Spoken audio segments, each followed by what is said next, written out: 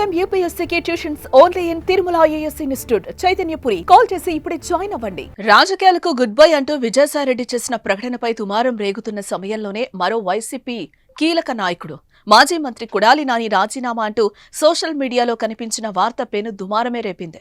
నా ఆరోగ్యం కారణాల దృష్ట్యా రాజకీయాలకు దూరంగా ఉండాలనుకుంటున్నాను. ఈ నెల 25వ తేదీన వైఎస్ఆర్సీపీకి రాజీనామా చేయబోతున్నాను. నన్ను ఎంతగానో ఆదరించిన గుడివాడ ప్రజలకు కృతజ్ఞతలు తెలియజేస్తున్నానంటూ కొడాలి నాని పేరుతో ఓ ట్వీట్ హల్చల్ చేసింది.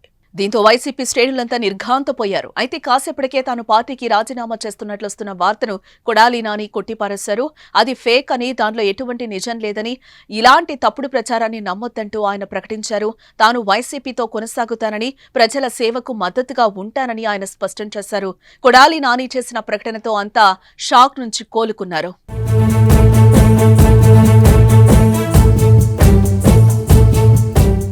మంత్రి లోకేష్ పుట్టినరోజు నాడు కూడా కొడాలి నాని ఫేక్ అకౌంట్ నుంచి ఓ ట్వీట్ వైరల్ అయింది.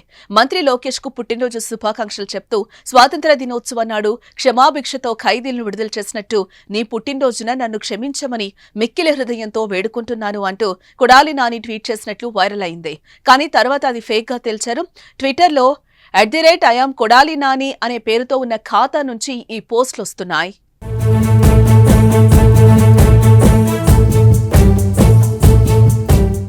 కొడాలి నాని ఒరిజినల్ అకౌంట్ కి ఫేక్ అకౌంట్ కి చిన్న తేడా మాత్రమే ఉంది. కొడాలి పదంలో లెటర్ ఏను 2 సార్లు వాడారు. 2 అకౌంట్లకు ఒకే రకమైన ఫోటోను ప్రొఫైల్ ఫోటోగా ఉపయోగించారు. కొడాలి నాని పేరుతో క్రియేట్ చేసిన పోస్టులు చేస్తున్నారు. ఆంధ్రప్రదేశ్ ఎన్నికల్లో వైఎస్ఆర్సీపీ ఘోర పరాజయం చవిచూసింది.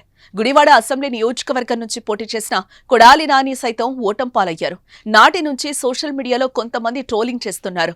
అందులో భాగంగానే ఈ ఫేక్ ట్వీట్లు వైరల్ అవుతున్నాయి. ఏదేమైనా వైసీపీకి రాజీనామా అంటూ కొడాలి పేరుతో వచ్చిన ట్వీట్ కాసేపు రాష్ట్రంలో అలజడిని సృష్టించింది.